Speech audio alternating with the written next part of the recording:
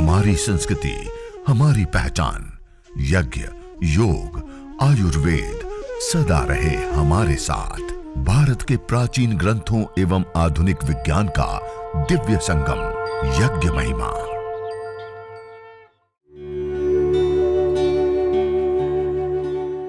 भारतीय संस्कृति में यज्ञ, योग एवं आयुर्वेद जैसी अमूल्य विद्याएं हैं, जिसका मूल है वेद।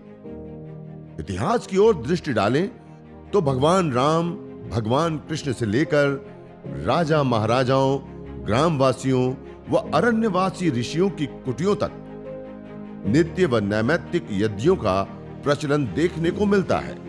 सर्वे भवन्तु सुखिनः, सर्वे सन्तु निरामयाः, सर्वे भद्राणि पश्यन्तु, मा कश्चित् दुःखभाग् भवेत्।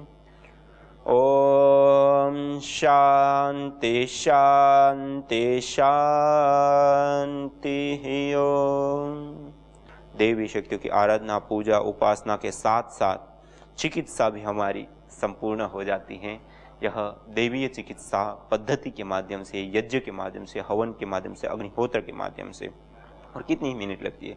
5-7 मिनट अग्नि प्रदीप्त करने आदि के लिए लगती है और 4-5 मिनट विशेष अवीर द्रव्यों की आहुति प्रदान करने के लिए लगती है। बस इतनी देर आप अपने घर के अंदर जहाँ पे सोते हैं, बैठते हैं, उठते हैं, ज़्यादा से ज़्यादा समय रहते हैं, उस स्थान पे इसी प्रकार से यज्ञ, हवन, अग्निहोत्र करिए और उसके बाद उसी वायुमंडल में ज़्यादा से ज़्यादा रहने का प्रयास कीजिए। और हो सके तो उस वायुमंडल में रह करके, क्योंकि नैनो हुई हवन सामग्री, जड़ी बूटियाँ या वायुभूत हुई हवन सामग्री, जड़ी बूटियाँ वायुमंडल के अंदर उपस्थित है। अब आप जितना लंबा गहरा श्वास लेंगे, भस्त्रिका, कपालभाति, अनुलोम विलोम, यदि इस योगाभ्यास को, वैसे ही योगाभ्यास से भी सभी प्रकार के रोगों को दूर करने में योग भी सक्षम है। लेकिन उसके साथ साथ यदि रोगानुसार यज्ञ जुड़ जाता है तो जिस इन्वायरमेंट के अंदर हम योगाभ्यास कर रहे हैं, उस इन्वायरमेंट, वायुमंडल के अंदर जो व्याप्त प्रदूषक तत्व हैं वो 2 प्रकार के होते हैं। एक तो माइक्रोबायोलॉजिकल, दूसरा केमिकल प्रदूषण। वो दोनों ही दूर हो जाते हैं। इसके माध्यम से वायुमंडल ऑक्सीजन से भर जाता है, वायुमंडल के अंदर जीवनी शक्ति का संचार हो जाता है, वायुमंडल शुद्ध हो जाता है, पवित्र हो जाता है, सुगंधित हो जाता है, मेडिकेटेड हो जाता है। और उतना ही नहीं, जिस हम यज्ञ करते हैं तो उस स्थान भी देवी शक्तियों से युक्त हो जाता है, वहाँ ऊर्जान्वित वह स्थान बन जाता है। उस स्थान पर रहने मात्र से चिकित्सा होती है। और उसमें जब हमने योगाभ्यास कर लिया तो उसके बाद तो जो लाभ हो सकता है वो तो व्यक्ति करके ही अनुभव कर सकता है। और हजारों लोगों के ऐसे विशेष अनुभव हैं जो उन्होंने यज्ञ करके, हवन करके, अग्निहोत्र करके विशेष अपने जीवन में लाभों को उठाया है। तो इस प्रकार से इस यज्ञ को करने से, हवन को करने से, अग्निहोत्र को करने से अनेकों प्रकार के लाभ उठाए जा सकते हैं। उसमें सबसे सरल, सहज और सुलभ रूप में यदि हम देखें तो चिकित्सा के ये लाभ बहुत ही उपयोगी। खाली हम एक विशेष हवीर द्रव्यों का चयन करके, उसका हवि प्रदान करके और एक श्रद्धापूर्वक, निष्ठापूर्वक, पूरी पवित्रता और शुद्धिकरण पूर्वक समय का और एक कुछ पालन करते हुए हम व्यवस्थित रूप से यदि यज्ञ करते हैं तो यज्ञ चिकित्सा से जो स्वास्थ्य लाभ प्राप्त हो सकता है वो और कोई पद्धति नहीं। इसलिए तो इसको देवीय चिकित्सा की आयुर्वेद ग्रंथों ने, यह देवीय चिकित्सा है। तो आइए हम सब लोग इस देवीय चिकित्सा पद्धति के साथ जुड़े और सभी प्रकार की व्याधियों से, इसलिए कहना यज्ञ की यह शुद्ध हवा सब रोगों की है दवा। जो तुम चाहते हो रोगों से छुटकारा तो लो नियमित यज्ञ का सहारा। ये यज्ञ एक बहुत बड़ी उत्तम विधा और विद्या है, उसके साथ जुड़े और उसका हम विशेष रूप से लाभ उठाएं। और आगे कुछ आप सभी लोगों के बहुत सारे प्रश्न आए हैं। उन प्रश्नों में से एक महत्वपूर्ण प्रश्न है, उसको आज हम लेंगे। तो अब आगे मैं कहूँगा कि आपका जो प्रश्न आया हुआ है उसको रखेंगे तो उसका फिर हम समाधान करेंगे। ओम स्वामी जी। बहन ममता जी भिलवाड़ा राजस्थान से, उनका प्रश्न है कि यज्ञ चिकित्सा क्षेत्र में उन्माद, मिर्गी आदि रोगों के लिए क्या उपाय, चिकित्सा विधि है? वो तो हमने बताया ना अभी। जैसे अभी आपके सामने जो उन्माद का रखा, वो यही सामग्री सारी जो आपको आज विशेष रूप से बताई, वही उन्माद के लिए हवन सामग्री का प्रयोग करना है। और इस हवन सामग्री के प्रयोग के बाद, जैसे मैंने यज्ञ करने के बाद बताया, ऐसे योगाभ्यास आदि क्रियाएं करें। और ना कर सके तो कम से कम जिस कमरे में वो रहते हैं उसी कमरे में करें और उस स्थान पर ज़्यादा से ज़्यादा रहने का प्रयास करें, तो उसके लिए विशेष करके लाभकारी होता है। बहन पूजा जी दिल्ली से है। उनका प्रश्न है कि यज्ञ करने से कार्बन मोनोडाइऑक्साइड आदि गैस निकलती है और उससे प्रदूषण होता है। यज्ञ के धुआं से लंग्स, फेफड़े आदि प्रभावित होते हैं। ऐसा क्या होता है? यहाँ सिर्फ भ्रम भ्रांति है, समाधान करिए। जी, ये सामान्य रूप से हर कोई व्यक्ति जब ऐसी विधि के साथ, पद्धति के साथ, प्रक्रिया के साथ जुड़ता है तो उनके मन में सामान्य रूप से सीधा यह प्रश्न आता है कि जब हम यज्ञ करते हैं, हवन करते हैं, उसमें कुछ लकड़ियाँ विशेष जलाते हैं, कुछ और अलग अलग द्रव्य जलाते हैं, ऑर्गेनिक्स द्रव्य, तो इससे तो कार्बन डाइऑक्साइड निकलता है, कार्बन मोनोऑक्साइड निकलता है, उससे तो पार्टिकल भी निकलते हैं, सूक्ष्म कणों की मात्रा भी बढ़ती है। तो मॉडर्न साइंस तो इसको जब एक गैसें बढ़ती हैं तो उसको तो पोल्यूशन मानता है। तो यज्ञ में भी हमने ये सारी चीज़ें डाली, वो एक रूप से हम तो पोल्यूशन बढ़ा दिए।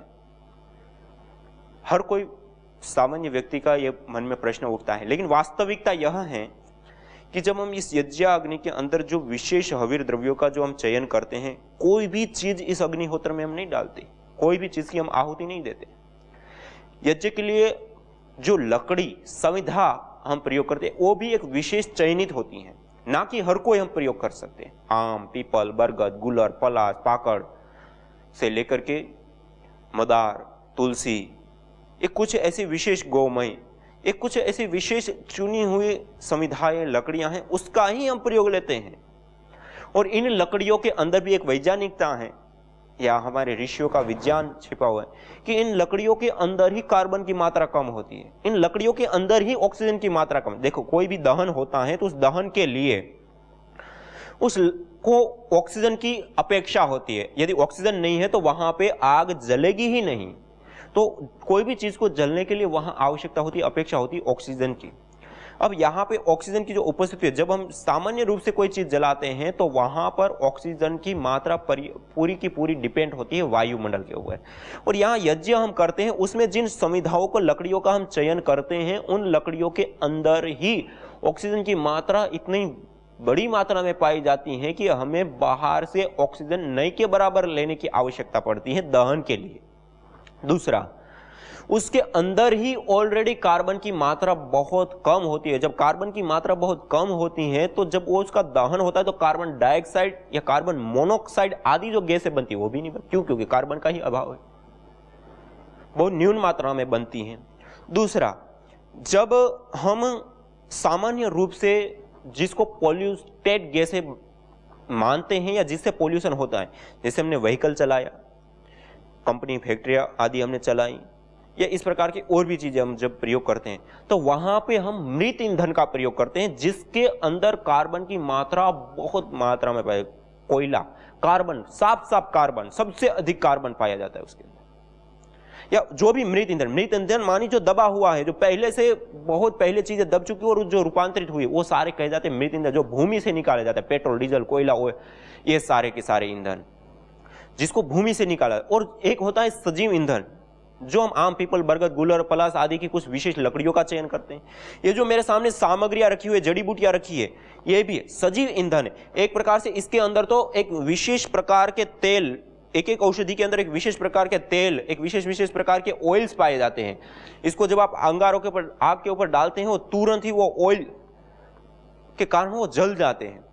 ये विशेष रूप से एक क्रिया होती है ऑयल के कारण। आप देख सकते हैं तुरंत ही वो इस प्रकार से आग पकड़ता है। और ये जो धूम्र उठता है, इस धुएं के अंदर भी ये एरोमेटिक ऑयल्स होते हैं। उसके अंदर जो उड़नशील तेल है, चाहे हम कोई भी जड़ी बूटी को, कोई भी पदार्थ को अग्नि के ऊपर डालेंगे और उसका जो धुआं उठता है, तो इसके अंदर जो औषधीय तत्व है, औषधीय गुण है, उसको वह अग्नि अत्यंत सूक्ष्म कर देती है, अणु परमाणु के रूप में कन्वर्ट कर देती है, वायुभूत कर देती है। और इसके अंदर जो एरोमेटिक्स ऑयल से वो भी वो उड़नशील हो जाते हैं, अब वायुमंडल के अंदर आ जाते हैं। और उतना ही नहीं, वो जो औषधीय गुण तत्व है वो भी, जैसे गुलाब की पंखुड़ियां मैं बता रहा था, एक गुलाब की पंखुड़ियां जैसे ताजा खिला हुआ गुलाब होता है और जिस प्रकार की सुगंध आती है हमें, इस गुलाब की पंखुड़ियों को हमने छांव में सुखा करके रख लिया है। अब अंगारों के ऊपर जब हम ये पंखुड़ियां डालेंगे तो हमें ऐसा लगेगा जैसे हमारे घर के अंदर कहीं गुलाब के चारों ओर पौधे लगे हो और जैसे सुरभि आ रही हो, सुगंधी आ रही हो। इतनी सुरभि, इतनी सुगंधी अब हम महसूस कर पा रहे हैं। ऐसे ही ये चंदन है, ये चंदन सामान्य रूप से लकड़ी है। अब आप सूंघेंगे तो इसमें लकड़ी में ही इतनी सुरभि, इतनी सुगंधी है कि ऐसे दूर रखने से भी इतनी सारी सुगंधी आ रही। और इसको जब आप अंगारों के ऊपर रखते हैं ऐसे, तो अंगारों पर रखते ही उसकी जो सुरभि, उसकी जो सुगंधी है वो वायुमंडल के अंदर फैल जाए। जैसे हमारे घर के अंदर पूरा जैसे चंदन रख दिया हो और जैसे सुगंधी आती हो, सुरभि आती हो, ऐसी सुगंधी आने लग जाती है। और आप स्वयं खुद अपने घर में इस प्रयोग को करके कोई भी देख सकता है। तो कहने का अभिप्राय है कि कौन सी चीज जल रही है, और इस चीज को मैं बताने के लिए देखो, गैस के अंदर अंतर होता है, पार्टिकल के अंदर अंतर होता है।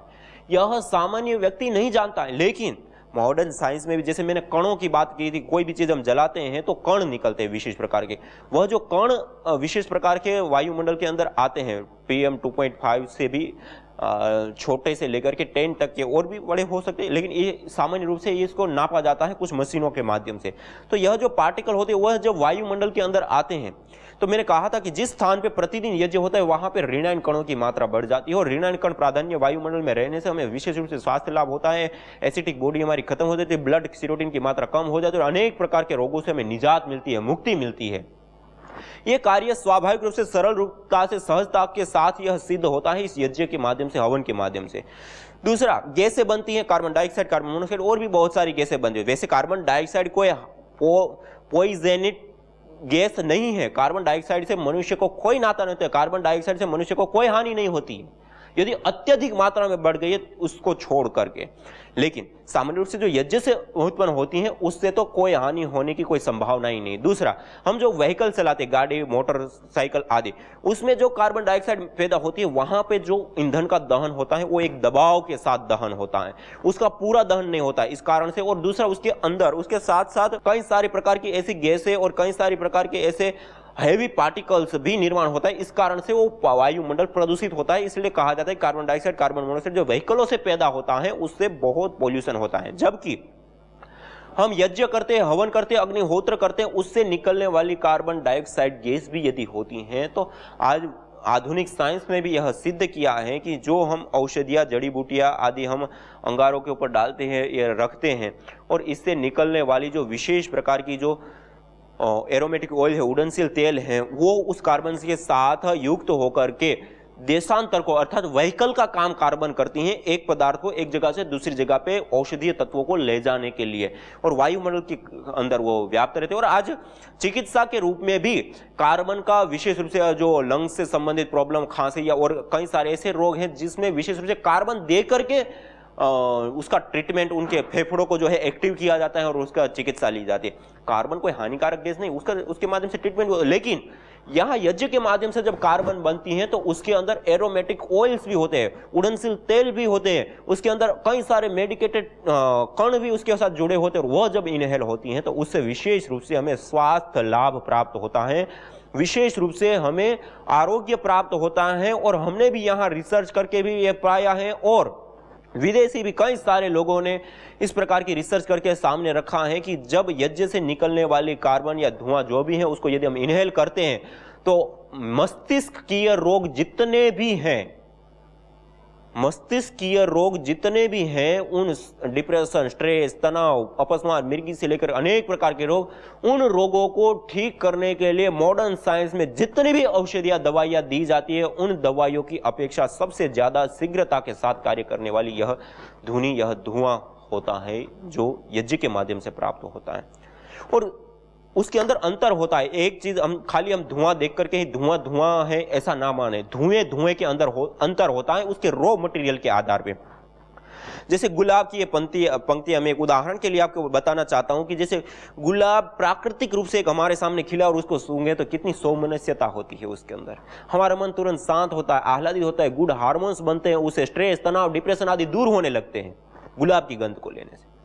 इसी प्रकार गुलाब की एक दूसरी गंध बनती है, कई सारे प्रकार के औषधियों को तेल निकाल करके उसकी एक निश्चित मात्रा होती है, उतनी मात्रा में उन तेलों को मिला देते हैं तो एक विशेष प्रकार की सुगंधी हो जाती है गुलाब की, उसको कहते हैं हम इत्तर। और उसको भी सूंघते हैं तब भी हमें गुलाब की ही सुगंध आती है, और उसको सूंघने से भी सौमनस्यकारी गुड हार्मोन्स बनते हैं और हमारे लिए लाभकारी होता है। और तीसरा होता है कुछ ऐसे केमिकल्स होते हैं उसको सम्मिश्रण करके, जिसको हम स्प्रे आदि के रूप में प्रयोग लेते हैं, उसको जब हम इसमें छिड़कते हैं तो उससे भी गुलाब की ही सुगंध आती है। लेकिन तीनों का रॉ मटेरियल क्या है? एक में केमिकल है, एक में औषधीय तेल है और एक के अंदर प्राकृतिक रूप से खिला हुआ गुलाब है। तीनों की ही सेम गंध आ रही है गुलाब की, लेकिन तीनों का जो अंतर पड़ेगा, तीनों का जो प्रभाव पड़ेगा, वो तीनों का प्रभाव हमारे शरीर के ऊपर अलग अलग होता है। जैसे प्राकृतिक रूप से खिला हुआ गुलाब सूंघते हैं और उससे जो सौमनस्यता और जो शांति, जो गुड हार्मोन्स बढ़ेंगे वो तो बढ़ेंगे, लेकिन उसी की अपेक्षा यदि हम तेलों के माध्यम से बनाई हुई है उससे हम करेंगे तो वही लाभ हम प्राप्त करेंगे, लेकिन उतनी मात्रा में नहीं कर पाएंगे, लेकिन उसकी हानि भी कुछ नहीं होगी। लेकिन उसी की जगह पे जो केमिकलों के माध्यम से जो आज स्प्रे आदि बने, तो आज मॉडर्न साइंस भी कहता है कि उन स्प्रेयों का प्रयोग यदि लंबे समय तक लगातार यदि अधिक मात्रा में थोड़ा कर लिया जाए तो कैंसर जैसे सिर दर्द आदि, तो बहुत सारे लोगों के एक्सपीरियंस या अनुभव होते हैं कि इन स्प्रे के अंदर रहने से सिर दर्द आदि होते हैं, लेकिन कैंसर जैसे घातक रोग होने की भी संभावना मॉडर्न साइंस बताती है उन स्प्रेयों का प्रयोग करने से। क्या गुलाब की गंध है, लेकिन हो क्या गया, उसका जो रॉ मटेरियल है बनाने के लिए वो अलग अलग होने के कारण उसका प्रभाव बदल गया। ऐसे ही यहां पर जो हम धुआं जिसको मानते हैं वो धुएं के अंदर अंतर है। जो हम यज्ञ कर रहे हैं वहां पे जो ईंधन का प्रयोग हो रहा है, जिन जड़ी बूटियों का, जिन घृत आदि का प्रयोग हो रहा है वो अलग है, इसके अंदर मेडिकेटेड गुण है, यह जीवनीय शक्ति इसको देने वाले द्रव्य है। और दूसरा जहां पे हम प्रयोग करते हैं कोयला, डीजल, पेट्रोल, मृत ईंधन का प्रयोग करते हैं, उसको जलाते हैं, उसका रॉ मटेरियल अलग होने के कारण उसका प्रभाव अलग होता है। इसलिए दोनों के अंदर जमीन आसमान का फर्क होता है। इसलिए यह धुआं, यज्ञ की यह शुद्ध हवा सब रोगों की है दवा।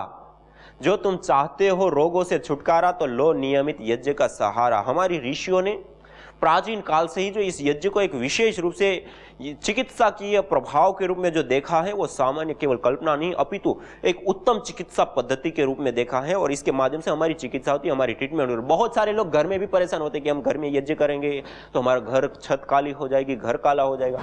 ये इससे जब हम अभी प्रतिदिन आपको 7 गायत्री मंत्र 21 आहुति देने के लिए जो छोटा सा यज्ञ बताते हैं, इससे एक तो पहले तो इतनी बड़ी मात्रा में आग नहीं होती है, इतनी बड़ी मात्रा में द्रव्यों को हमने डाला तो इतनी बड़ी आग और वो नहीं होती है, तो वो संभावनाएं खत्म हो जाती हैं, जो काला होने की संभावनाएं। दूसरा, जो भी कार्बन या कुछ भी चीजें निकल रही हैं उससे जो आंशिक रूप से कुछ भी काला हुआ भी, तो वो काला आपके जीवन के अंदर आने वाले अनेक प्रकार के रोग दोष, जैसे हम जिस आज घर के अंदर रहते हैं, इंडोर पोल्यूशन 2 प्रकार के होते हैं, माइक्रोबायोलॉजिकल भी और केमिकल भी। आज फॉर्मेल्डिहाइड से लेकर के अनेक प्रकार की ऐसी गैसें होती है जो हमारे घर के अंदर बढ़ जाती हैं।